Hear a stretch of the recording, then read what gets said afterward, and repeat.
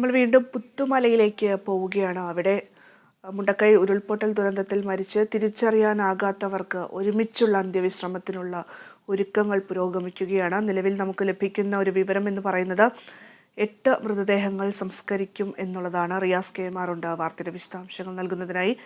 റിയാസ്, 40ഓളം മൃതദേഹങ്ങളാണ് ഇത്തരത്തിൽ സംസ്കരിക്കുക. ഇന്നിപ്പോൾ 8ഓളം മൃതദേഹങ്ങൾ സംസ്കരിക്കുമെന്നറിയാൻ സാധിക്കുന്നുണ്ട്. എന്തൊക്കെയാണ് അധികൃതർ നൽകുന്ന വിവരങ്ങൾ? അതുപോലെ തന്നെ ഒരുക്കങ്ങൾ എത്രത്തോളമായി? എന്തായാലും ഒരുക്കങ്ങളെല്ലാം തന്നെ അന്തിമഘട്ടത്തിൽ എത്തിയിട്ടുണ്ട്. 38 കുഴിമാടങ്ങളാണ് ഇവിടെ സംസ്കാരത്തിനായി കുഴിച്ചു വെച്ചിട്ടുള്ളത്. ഈ പുത്തുമലയിൽ കുഴിച്ചു വെച്ചിട്ടുള്ളത് 8 മൃതദേഹങ്ങളാണ് ഇന്ന് സംസ്കരിക്കുക. രാത്രി 7:30 സംസ്കാര ചടങ്ങുകൾ തുടങ്ങും. 8:30 അത് പൂർത്തീകരിക്കാൻ സാധിക്കുമെന്നാണ് ഈ മേപ്പാടി പഞ്ചായത്ത് അധികൃതർ പറയുന്നത്. ഇപ്പോൾ Meppadi panchayat standing committee chairman Raju ഇവിടെയുണ്ട്. അദ്ദേഹത്തോട് തന്നെ വളരെ ദുഃഖകരമായൊരു കാഴ്ചയാണിത്. നമുക്കൊക്കെ കാണുമ്പോൾ തന്നെ വേദന ഉളവാക്കുന്ന ഒരു കാഴ്ച. ഇന്നിപ്പോൾ 8 മൃതദേഹങ്ങളാണല്ലേ സംസ്കരിക്കുന്നത്.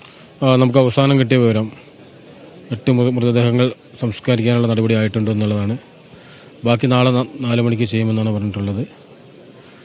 നമുക്ക് കിട്ടിയ നിർദ്ദേശപ്രകാരം നമ്മൾ ഇന്നലെ തന്നെ ഭൂമി കണ്ടെത്തി. ഇന്ന് രാവിലെ വന്ന് ഭൂമി സർവേ ചെയ്തു. അതിൻ്റെ നടപടിക്രമങ്ങൾ സർക്കാരിന് അയച്ചു. സർക്കാർ വേഗത്തിൽ തന്നെ തീർപ്പാക്കുകയും ചെയ്തിട്ടുണ്ട്. അപ്പോൾ അതിൻ്റെ പ്രൊസീഡിങ്സ് അവസാന ഘട്ടം നമുക്ക് പഞ്ചായത്തിന് ഇതുവരെ കിട്ടിയിട്ടില്ല. അതിൻ്റെ നടപടിക്രമം നടന്നു വരികയാണ്. എന്തായാലും പഞ്ചായത്തിനെ ഏൽപ്പിച്ച ഉത്തരവാദിത്തം വളരെ കൃത്യമായിട്ട് നമ്മൾ ചെയ്തിട്ടുണ്ട്. എത്ര എണ്ണമാണെങ്കിലും അത് സംസ്കരിക്കാനുള്ള ഒരു നടപടികൾ പഞ്ചായത്തിൻ്റെ ഭാഗത്തുനിന്ന് ഉണ്ടായിട്ടുണ്ട്.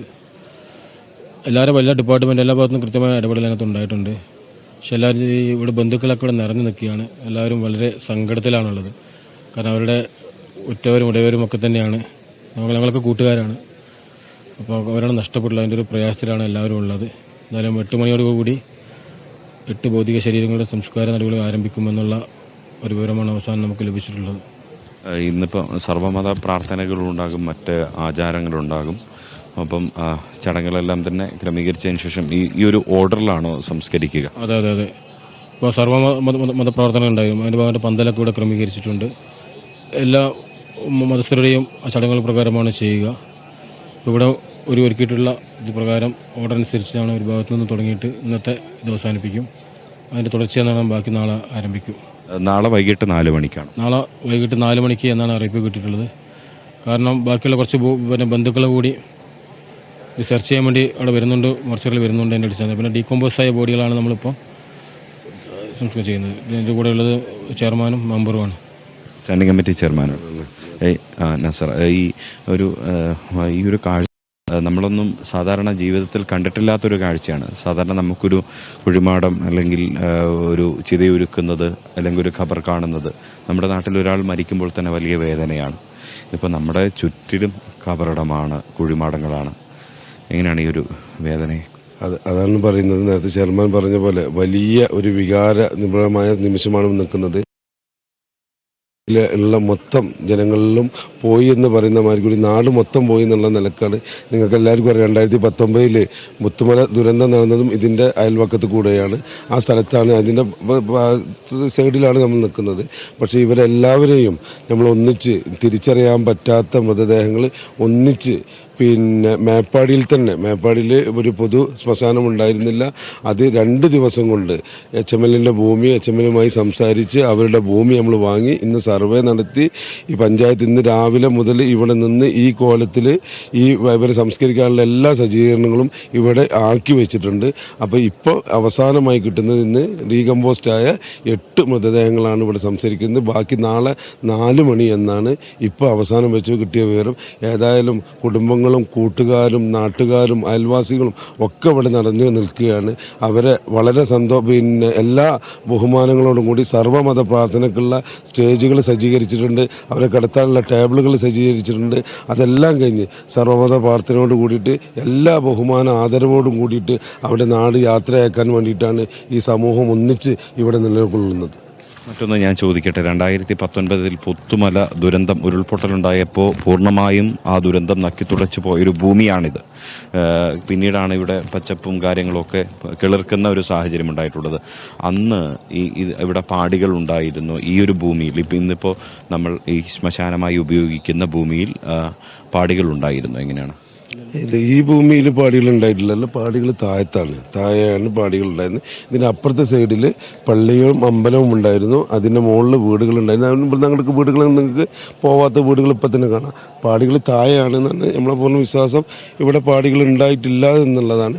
പക്ഷേ ഇവിടെ നിന്നല്ല, ഈ അതിൻ്റെ അപ്പുറത്തെ സൈഡിലേക്കൂടെയാണ്, ഇതിലൂടെയാണ് അത് പോയിട്ടുള്ളത്. പക്ഷേ ഇവിടുത്തെ ജനങ്ങൾക്ക്, ഈ മരമാടുന്ന ബന്ധുമിത്രാദികൾക്ക് ഈ സ്ഥലത്ത് തന്നെ, അതായത് ഇതിൻ്റെ ചൂരൽമല, അട്ടമല, മുണ്ടക്കായ് ആ പ്രദേശത്തുള്ളവർക്ക് വന്നു പോകാൻ ഒരു അനുയോജ്യമായ ഒരു സ്ഥലം എന്നുള്ള നിലക്കാണ് പഞ്ചായത്ത് ഈ സ്ഥലം ഏറ്റെടുത്തിട്ടുള്ളത്. ഇതിൽ ആക്സസ് ഒരു റോഡ് നിലവിലുണ്ട്. പ്രത്യേകിച്ച് മെയിൻ റോഡിൻ്റെ സൈഡിൽ പൊതു ശ്മശാനങ്ങൾ പാടില്ല എന്നുള്ള ഉത്തരവുള്ളത് കൊണ്ട് അവർക്ക് എപ്പോഴും ബന്ധുമിത്രാദികൾക്ക് വന്നു പോകാനുള്ളൊരു സൗകര്യം കൂടി കണക്കൂട്ടിയിട്ടാണ് നമ്മൾ ഈ സ്ഥലം തിരഞ്ഞെടുത്തിട്ടുള്ളത്. അതിൽ ഇപ്പോഴത്തെ കണ്ടീഷനിൽ വളരെ വൃത്തിയോട് കൂടിയിട്ട് എല്ലാ സജ്ജീകരണവും ഞങ്ങൾ ഒരുക്കിയിട്ടുണ്ട്. മറ്റൊന്ന് ചോദിക്കട്ടെ, ഹാരിസൺ മലയാളത്തിൻ്റെ 64 സെൻറ്റ് ഭൂമിയാണ് ഈ ഒരു 40ഓളം കുഴിമാടങ്ങൾ തീർക്കുന്നതിന്, ഖബറടങ്ങൾ തീർക്കുന്നതിന് കിട്ടിയിരിക്കുന്നത്. അപ്പോൾ സ്വാഭാവികമായി ഇന്ന് രാവിലെയാണോ ഈ ചർച്ച നടക്കുന്നത്, അല്ല അതിനു മുൻപ് ചർച്ച നടന്നോ? ഇന്നലെ രാവിലെ ഇതിൻ്റെ ചർച്ച നടന്നു. HMLൻ്റെ ജനറൽ മാനേജർ ചെറിയ സാറുമായിട്ട് രാവിലെ ചർച്ച നടത്തുകയും അതിൻ്റെ അടിസ്ഥാനത്തിൽ ഭൂമി പരിശോധിക്കാൻ വേണ്ടി ഇവിടെ വരികയും, ഇതിന് മുൻപ് റോഡ് സൈഡിലുള്ള ഒരു സ്ഥലമാണ് കണ്ടത്. അപ്പോൾ അവിടെ പറ്റില്ലെന്ന് പറഞ്ഞപ്പോൾ നേരെ ഇങ്ങോട്ട് വരികയാണ് ചെയ്തത്. അതിൻ്റെ ശേഷമാണ് റവന്യൂ ഉദ്യോഗസ്ഥർ വന്ന് ഈ ഭൂമി അനുയോജ്യമാണ് ലഭിച്ച ശേഷം ഗവൺമെൻറ്റിലേക്ക് റിപ്പോർട്ട് കൊടുത്തു. അതിൻ്റെ അടിസ്ഥാനത്തിലാണ് ശ്മശാനത്തിൻ്റെ ഉത്തരവ് ലഭിച്ചത്. യുദ്ധകാലാടിസ്ഥാനത്തിൽ തന്നെ ഈ നടപടികളെല്ലാം പൂർത്തീകരിച്ചു. തീർച്ചയായിട്ടും ഇതിൻ്റെ പ്രാധാന്യം മനസ്സിലാക്കി സർക്കാർ എത്രയും പെട്ടെന്ന് യുദ്ധാടിസ്ഥാനത്തിൽ അതിൻ്റെ ആ നടപടിക്രമങ്ങൾ പൂർത്തീകരിച്ചിട്ടുണ്ട്. തീർച്ചയായും ഭദ്ര, അത് തന്നെയാണ്. കാരണം 2 സ്റ്റാൻഡിംഗ് കമ്മിറ്റി ചെയർമാൻമാരാണ്. മേപ്പാടി ഗ്രാമപഞ്ചായത്താണ് ഇതിൻ്റെ ഈ സംസ്കാര ചടങ്ങുകൾക്കെല്ലാം തന്നെ മേൽനോട്ടം വഹിക്കുന്നത്. 8 മണിയോടുകൂടി ഇവിടെ മൃതദേഹങ്ങൾ എത്തിയതിനു ശേഷം നേരത്തെ നമ്മൾ കണ്ട ആ പന്തലിൻ്റെ ക്രമീകരണങ്ങളെല്ലാം തന്നെ പൂർത്തീകരിക്കുന്നു. ഇപ്പോൾ നമ്മൾ കാണുന്നുണ്ട് ഇവിടെ ഫ്ലഡ് ലൈറ്റുകളെല്ലാം തന്നെ സജ്ജീകരിച്ചിരിക്കുന്ന ഒരു സാഹചര്യം നമ്മൾ കാണുന്നുണ്ട്. അത്തരം കാര്യങ്ങളെല്ലാം തന്നെ ഇവിടെ ക്രമീകരിച്ചിട്ടുമുണ്ട്. അപ്പോൾ സ്വാഭാവികമായും ഇനിയിപ്പോൾ 8 മണിക്ക് മൃതദേഹങ്ങൾ എത്തുമ്പോൾ ഇവിടെ എല്ലാ ബഹുമാനത്തോടു കൂടിയും ഇത് സംസ്കരിക്കാനുള്ള നടപടികൾ സ്വീകരിക്കുമെന്നാണ് അറിയിച്ചിട്ടുള്ളത്. മറ്റൊന്ന്, ഇന്നലെ രാവിലെയാണ് ഈ ഒരു സ്ഥലം ഏറ്റെടുക്കുന്നത് സംബന്ധിച്ച് ചർച്ചകൾ മേപ്പാടി പഞ്ചായത്ത് അധികൃതർ ഹാരിസൺ മലയാളം ലിമിറ്റഡ് അധികൃതരുമായി ചർച്ച നടത്തുന്നത്. അവർ ഈ ഒരു പ്രദേശം 64 സെൻറ്റ് ഭൂമി ഇതിനായി വിട്ടു നൽകാൻ തയ്യാറായി. അതിനുശേഷം ഈ ഒരു അറിയിപ്പ് ഗവൺമെൻറ്റിലേക്ക് അറിയിച്ചു. അവിടെ നിന്നെല്ലാം തന്നെ റവന്യൂ വകുപ്പ് എളുപ്പത്തിൽ തന്നെ, വളരെയധികം എളുപ്പത്തിൽ കാര്യങ്ങൾ ത്വരിതപ്പെടുത്തി. അതിൻ്റെ കൂടി അടിസ്ഥാനത്തിലാണ് ഇപ്പോൾ ഏറ്റവും സുപ്രധാനമായി തന്നെ യുദ്ധകാലാടിസ്ഥാനത്തിൽ ഈ നീക്കങ്ങൾ നടന്നിരിക്കുന്നത്. ഏതാനും നിമിഷങ്ങൾക്കകം ഇവിടേക്ക് മൃതദേഹങ്ങൾ കൊണ്ടുവരും. ഇവിടെ ക്രമീകരിച്ചിരിക്കുന്ന പന്തലിൽ തയ്യാറാക്കിയ ടേബിളിൽ ആ മൃതദേഹങ്ങൾ കിടത്തിക്കൊണ്ടായിരിക്കും സർവ്വമത പ്രാർത്ഥനകൾ നടക്കുക. ഇപ്പോൾ തിരിച്ചറിയപ്പെടാത്ത 8 മൃതദേഹങ്ങളാണ്, പൂർണ്ണമായും തിരിച്ചറിയാൻ ഇനി സാധിക്കാത്ത 8 മൃതദേഹങ്ങളാണ് ഇന്നത്തെ ദിവസം സംസ്കരിക്കുക. മറ്റ് മൃതദേഹങ്ങൾ, തിരിച്ചറിയപ്പെടാത്ത മറ്റ് മൃതദേഹങ്ങൾ പരിശോധിക്കാൻ വേണ്ടി ആളുകൾ അവിടേക്ക് മേപ്പാടിയിലെ കുടുംബാരോഗ്യ കേന്ദ്രത്തിലേക്ക് വരുന്നു എന്നുള്ളത് തന്നെയാണ്. അപ്പോൾ സ്വാഭാവികമായും ആളുകൾ വരുമ്പോൾ അതിനർത്ഥം ആ വരുന്ന സാഹചര്യത്തിൽ അവസാനം ഇനി അവരുടെ ആരുടെയെങ്കിലും ഉറ്റവരുടെ മൃതദേഹമായി ഉണ്ടാകുമോ എന്നുള്ള ഒരു പരിശോധനയ്ക്ക് കൂടി ഇവിടെ അവസരം നൽകുകയാണ്. തീർത്തും മാനുഷികമായ ഒരു പരിഗണന നൽകിക്കൊണ്ടുള്ള ഏറ്റവും അന്തിമമായൊരു യാത്രയയപ്പിനാണ് ഇവിടം ഇനി സാക്ഷിയാകാൻ പോകുന്നത്. കേവലം ഒരു മണിക്കൂറത്തെ ഒരു കാത്തിരിപ്പ് മാത്രമാണ് ഇനി അതിന് ബാക്കിയുള്ളത്. മനസ്സ് വേദനിപ്പിക്കുന്ന, ഏറെ നൊമ്പരപ്പെടുത്തുന്ന ആ കാഴ്ചയ്ക്ക് ബാക്കിയുള്ളത് ഭദ്ര. തീർച്ചയായും റിയാസ്, എന്തായാലും മറ്റൊരു ഭാഗത്ത് തെരച്ചിൽ അവസാനിപ്പിച്ചിരിക്കുന്നു ഇന്നത്തെ എന്നാണ് അറിയാൻ സാധിക്കുന്നത്. മുണ്ടക്കൈ മേഖലയിലും ചൂരൽമല പുഴയോരത്തുമൊക്കെ ഇന്നത്തെ തെരച്ചിൽ അവസാനിപ്പിച്ചിരിക്കുകയാണ്. റിയാസ്, എങ്ങനെയാണ് അതുമായി ബന്ധപ്പെട്ട കാര്യങ്ങൾ? എന്തായാലും ഇപ്പോൾ പുഞ്ചിരിമട്ടത്തും ചൂരൽമലയിലും മുണ്ടക്കൈയിൽ നേരത്തെ തന്നെ തിരച്ചിൽ നിർത്തിയിരുന്നു. ഇപ്പോൾ അതിൻ്റെ മറ്റു ഭാഗങ്ങളിലേക്കെല്ലാം തന്നെ തിരച്ചിൽ നിർത്തുന്ന തരത്തിലേക്ക് കാര്യങ്ങൾ പോയിട്ടുണ്ട്. ഇന്നത്തെ തിരച്ചിൽ അവസാനിപ്പിച്ചിരിക്കുകയാണ്. ഇന്ന് കാലാവസ്ഥ ഏറെ അനുകൂലമായിരുന്നു. നല്ലൊരു സജീവമായ രീതിയിൽ തന്നെയാണ് ഇന്ന് തിരച്ചിലുകളെല്ലാം തന്നെ നടന്നത്. അവിടെ ഐബോർഡിൻ്റെ സംവിധാനങ്ങൾ ഉൾപ്പെടെയുള്ള സാങ്കേതിക വിദ്യകൾ കൊണ്ടുവന്ന് റിട്ടയർഡ് മേജർ ജനറൽ ഇന്ദ്രപാലിൻ്റെ നേതൃത്വത്തിലുള്ള ഒരു പരിശോധന ഇന്ന് നടന്നിരുന്നു. എന്നാൽ കാര്യമായ ഒരു റിസൾട്ട് അവിടെ ഉണ്ടായിട്ടില്ല. ഒപ്പം തന്നെ ഹ്യൂമൻ റഡാർ സിസ്റ്റം ഒക്കെ ഉപയോഗിച്ചുള്ളൊരു പരിശോധന നടന്നു. ഇനിയിപ്പോൾ നാളെയും അത് തുടരും എന്നുള്ളതാണ് അറിയിച്ചിട്ടുള്ളത് ഭദ്ര. വ്യക്തമാണ് റിയാസ്. എന്തായാലും വയനാട് മുണ്ടക്കൈ ഉരുൾപൊട്ടൽ ദുരന്തത്തിൽ ഇനിയും നമുക്ക് 200ഓളം പേരെ കണ്ടെത്താനുണ്ട്. നിലവിൽ ഇന്നത്തെ ഒരു തിരച്ചിൽ അവസാനിപ്പിച്ചിരിക്കുകയാണ്. മറ്റൊരു ഭാഗത്ത് റിയാസ് നിൽക്കുന്ന ഈ ഒരു പുത്തുമല ഭാഗത്ത് നമുക്കറിയാം ഏറെ വേദനാജനകമായിട്ടുള്ള ഒരു കാഴ്ച തന്നെയാണ് നമുക്ക് കാണാൻ സാധിക്കുന്നത്.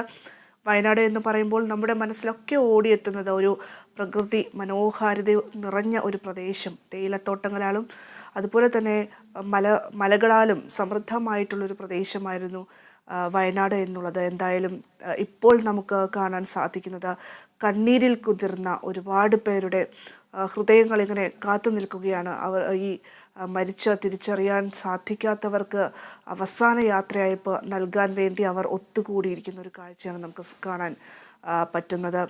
ഒരുപക്ഷെ നമുക്കറിയാം, നേരത്തെ അറിയാൻ സൂചിപ്പിച്ചതുപോലെ തന്നെ 2019 ഇത്തരത്തിലൊരു കൂടിക്കാഴ്ച ഉണ്ടായത്. അതായത് പുത്തുമലയിൽ വലിയ രീതിയിൽ ഉരുൾപൊട്ടലുണ്ടായി 50-ലധികം ആളുകൾ മരണപ്പെടുന്ന ഒരു സാഹചര്യമുണ്ടായി.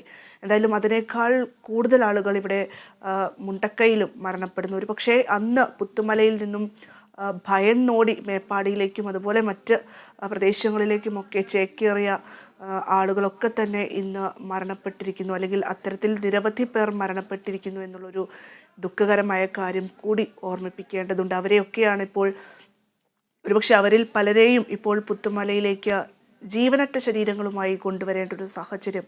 ഇത് വളരെയധികം വേദനാജനകമാണ്.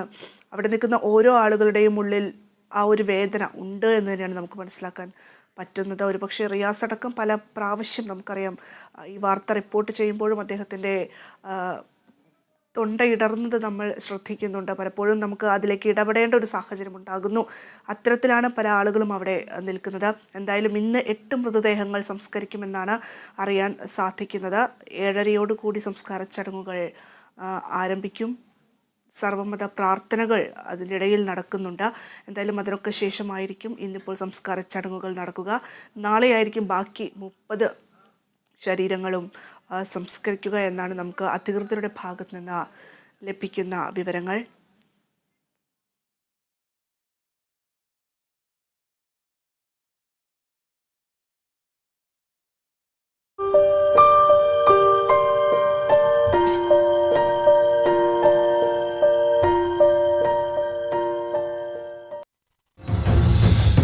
വിശാഖ